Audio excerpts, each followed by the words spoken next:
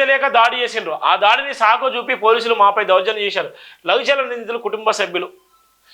ఢిల్లీలోని బీఆర్ఎస్ నేతలతో కలిసి మానవ హక్కుల మహిళా ఎస్టీ కమిషన్ ఫిర్యాదు. రాష్ట్రాన్ని సీఎం రేవంత్ రెడ్డి ఫ్యామిలీ ప్యాకేజ్గా మార్చడానికి కేటీఆర్.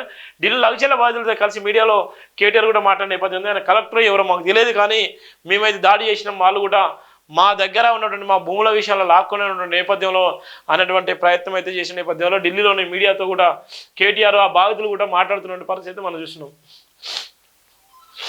మీరే ఇటాలీకి గులాములు, సీఎం రేవంత్ రెడ్డిపై కేంద్ర మంత్రి కిషన్ రెడ్డి ఫైర్. గాంధీ పటేల్ మోదీ పుట్టిన గుజరాత్ గడ్డకు నేను గులామునే. అక్రమాలను పరిశీలిస్తే వ్యక్తిగతంగా బురదెలుతున్నారు. గత బీఆర్ఎస్ సర్కార్ లాగే కాంగ్రెస్ పాలన ఉందని విమర్శ. 2 నుంచి 3 గంటల్లోనే శ్రీవారి దర్శనం. శ్రీవారి ట్రస్ట్ రద్దు, అజ్ఞమత ఉద్యోగుల బదిలీ. తిరుమలలో రాజకీయ కామెంట్లు చేస్తే కఠిన చర్యలు. టీటీడీ తొలి బోర్డు మీటింగ్లో కీలక నిర్ణయాలు. సర్వదర్శనానికి వచ్చే భక్తులకు 2 నుంచి 3 గంటల్లోగా శ్రీవారి దర్శనం కల్పించాలని చర్యలు తీసుకోవాలని తిరుమల తిరుపతి దేవస్థానం టీటీడీ బోర్డు నిర్ణయించింది. దీనికోసం ఏఐ టెక్నాలజీ సహకారం తీసుకుంటామని తెలిపింది. స్వామివారి దర్శనం కోసం కంఫర్ట్ మెట్లలో భక్తులు గంటల కొద్దీ వేచి ఉండకూడదు. ఈ నిర్ణయం తీసుకున్నట్టు వెల్లడించింది. గత 5 నెలల్లో పాలక మండలి తీసుకున్న నిర్ణయాలకు పునఃసమీక్షించుకొని కొన్నిటిని రద్దు చేస్తున్నట్టు ప్రకటించారు. శ్రీవారి ట్రస్ట్పై వస్తున్న అపోహల దృష్టి ట్రస్ట్ను రద్దు చేశామని కూడా తెలిపిన నేపథ్యం కూడా ఉంది. 2 లేదా 3 గంటల్లోనే తిరుపతి దేవస్థానం తిరుపతి దేవుని కూడా దర్శనం చేసుకునేటువంటి వెసులుబాటు కల్పిస్తున్నటువంటి నేపథ్యం ఉందని కూడా అక్కడ చూస్తున్నాం మనం.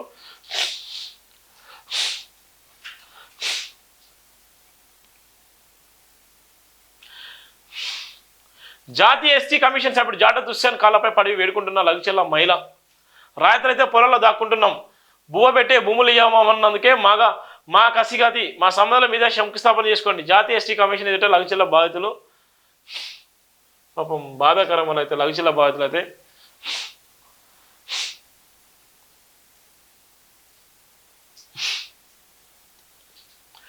సర్కార్కు ఎదురు దెబ్బ. దిలీప్ కొనత రిమాండ్కు కోర్టును అక్రమ అరెస్ట్ రిమాండ్ను తిరస్కరించిన న్యాయస్థానం. ఆధారం లేకపోవడంతో కోర్టులో చేదు అనుభవాలు. ఎన్ని కేసులు పెట్టినా ఇట్లే పోరాడతా. ఇంద్రమ రాజ్యం అంటే ఎమర్జెన్సీ రోజులైనా. కేటీఆర్ కక్షపూరిత ధోరణి మానుకోవాలి. మాజీ మంత్రి హరీష్ రావు. సైబర్ క్రైమ్ పోలీసులు మేజిస్ట్రేట్ ముందు హాజరుపరిచే సమయంలో మీడియాతో మాట్లాడుతున్నటువంటి కొనతం దిలీప్. బీఆర్ఎస్ నాయకుడు కొనతం దిలీప్ అరెస్టుకు ప్రభుత్వం ఉబలాడుతుంది. పోలీసులు ఇప్పటి వరకు దిలీప్ను 3 సార్లు అరెస్ట్ చేశారు, కానీ సరైన ఆధారాలు లేకపోవడంతో ప్రతిసారి భంగపడుతున్నారు. సోమవారం కూడా మరోసారి ప్రభుత్వానికి చేదు అనుభవం ఎదురైంది. మోట ఆర్టీసీ పేరుతో నకిలీకు లోగా సృష్టించి సోషల్ మీడియాలో దుష్ప్రచారం చేశారు. ఆరోపణలపై ఏడాది మే నెలలో కేసు నమోదు చేశారు. ఈ అక్రమ కేసు ఆయన హైకోర్టును ఆశ్రయించడంతో విచారించిన న్యాయస్థానం బదిలీ దిలీప్ను అరెస్ట్ చేయవద్దని ఆలోచించింది. కేవలం నోటీసులు ఇచ్చి విచారణకు వివరణ సేకరించాలని స్పష్టం చేసింది. ఆ తర్వాత సెప్టెంబర్ 5న సిసిఎస్ పోలీసులు అదుపులో తీసుకున్నారు. కారణం చెప్పకుండా ఉదయం నుంచి అర్ధరాత్రి వరకు బషీర్బాగ్లోని సిసిఎస్ భవన్లో నిర్బంధించారు.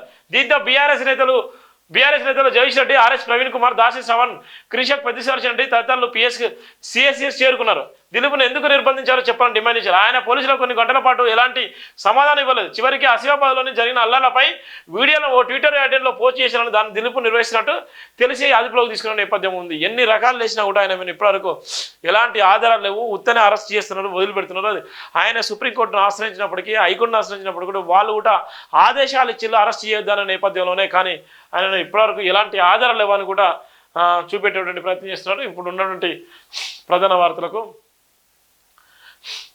సంక్రాంతికి సన్నబియ్యం లేనట్టే. ఉగాది నుంచి ఇచ్చేందుకు ఆలోచనలు. 10 లక్షల టన్నుల వరిధాన్యం కొనుగోలు, సన్నబియ్యం కొనుగోలుకు 4000 కేంద్రాలు. Civil supply commissioner DS Chauhan. Ugadi నుంచి ఇచ్చేందుకు ఆలోచనలు ఉన్నాయి. 10 లక్షల టన్నుల సంక్రాంతికి కూడా సన్నబియ్యం లేనటువంటి నేపథ్యం అయితే ఇక్కడ చూస్తున్నాం. ప్రభుత్వం సంక్రాంతి నుంచి సన్నబియ్యం ఇస్తామన్న హామీ కూడా ఆచరణకు నోచుకునే పరిస్థితి కనిపించడం లేదు. సంక్రాంతికి సన్నబియ్యం పంపిణీ ఉండకపోవచ్చని పౌరశాఖ కమిషనర్ డిఎస్ చౌహాన్ తెలిపారు. ఇప్పుడు వస్తున్న కొత్త సన్నబియ్యం 3 నెలల్లో నిల్వ చేస్తే బాగుంటుందని అన్నారు. సోమవారం హైదరాబాద్లోని సివిల్ సప్లై భవన్లో ధాన్యం కొనుగోలు వివరాలు వెల్లడి కోసం విలేకరుల సమావేశం నిర్వహించారు. ఈ సందర్భంగా కమిషనర్ మాట్లాడుతూ సన్నబియ్యం ఉగాది నుంచి ఇస్తుందో ఎప్పటి నుంచి ఇస్తుందో ప్రభుత్వం డిసైడ్ చేస్తుంది. అవసరమైన సన్నబియ్యం ఇవ్వడానికి మాకు ఇబ్బంది లేదు. అయితే కొన్ని కొత్త సన్నబియ్యం 3 నెలల్లో స్టోరేజ్ చేస్తే బాగుంటుంది. దీనిపై ప్రభుత్వం నిర్ణయం తీసుకుంటుంది అని తెలిపారు. ప్రస్తుతం రాష్ట్ర వ్యాప్తంగా ధాన్యం కొనుగోలు ప్రక్రియ సజావుగా సాగుతుందని, ఇప్పటి వరకు రాష్ట్ర వ్యాప్తంగా 10.11 లక్షల టన్నులు దొడ్డు వడ్లు కొనుగోలు, 3.2 లక్షల టన్నులు సన్న వడ్లు కొనుగోలు చేసినట్టు వివరించారు. రైతుల నుంచి 3000 కోట్లు విలువ చేసే ధాన్యం కొనుగోలు చేయగా అందులో 1560 కోట్లు అన్నదాతలకు చెల్లినట్టే అన్నటువంటి నేపథ్యం కూడా ఇక్కడ మనం చూస్తాం.